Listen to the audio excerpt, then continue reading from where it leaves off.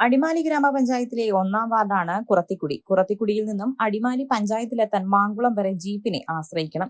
ജീപ്പിൽ വേണ്ടത്ര ആളുകളില്ലെങ്കിൽ 200 രൂപയ്ക്ക് മുകളിൽ ഡ്രൈവർക്ക് നൽകിയാലേ മാങ്കുളത്ത് എത്തിപ്പെടാൻ സാധിക്കുകയുള്ളൂ. പിന്നീട് മാങ്കുളത്തു നിന്നും സ്വകാര്യ ബസ്സിൽ 45 രൂപ ടിക്കറ്റ് എടുത്തു വേണം പഞ്ചായത്തിലെത്താൻ.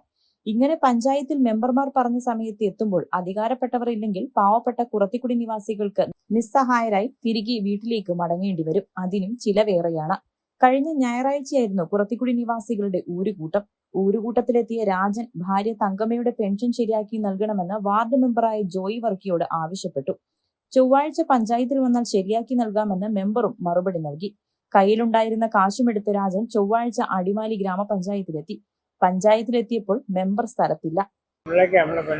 പെൻഷനില്ല. 64 വയസ്സായി. 64 വയസ്സിൽ ഇതുവരെയും പെൻഷൻ കിട്ടിയിട്ടില്ല. പെൻഷന് അപേക്ഷ വെക്കാൻ വേണ്ടിയിട്ടാണ് ഞാൻ വന്നത്. നമ്പർ പറഞ്ഞാണ് ഞാൻ വരുന്നത്. കഴിഞ്ഞിടയ്ക്ക് ഓരോ കൂട്ടത്തിന് നമ്പർ പറഞ്ഞു ഇന്ന് പഞ്ചായത്തിലേക്ക് വന്നേരെ അപേക്ഷ കൊടുക്കാൻ. അപ്പോൾ എല്ലാ കൂട്ടം നടത്തി തരാമെന്ന്. അപ്പം ഈ സാക്ഷി പത്രന്മാർക്ക് സാക്ഷികൾ വേണം, ഇതൊക്കെ വേണം. നമ്പർ അവിടെ വന്നിട്ടുമില്ല. നമ്പറിനെ വിളിച്ചപ്പോൾ നമ്പർ നാളെ കമ്മിറ്റിക്ക് വരുമെന്നാണ് സെക്രട്ടറി വന്നത്. അത് കേട്ടാച്ചാണ് ഞാൻ വന്നത്. അപ്പം ഇങ്ങനെ ബുദ്ധിമുട്ടുള്ളപ്പോൾ ഇതുവരെയും ഞങ്ങൾക്ക് വേറെ ഒരു അനുമതിയൊന്നും കിട്ടിയിട്ടില്ല. അടിമാലി പഞ്ചായത്തിലെത്താൻ ഏറെ ബുദ്ധിമുട്ടുള്ള വാർഡാണ് കുറത്തിക്കുടി. ഇവിടങ്ങളിൽ നിന്നും വാഹനങ്ങൾ വിളിച്ചാണ് പലപ്പോഴും പഞ്ചായത്തിലെ ആവശ്യങ്ങൾക്കായി കുടുംബങ്ങൾ എത്തുന്നത്. ഇങ്ങനെ എത്തുന്നവരുടെ ആവശ്യങ്ങൾ ചെയ്തു കൊടുക്കേണ്ടത് പഞ്ചായത്ത് അധികൃതരുടെ കടമയാണ്. കേരള 1 മലയാളം, ഇടുക്കി.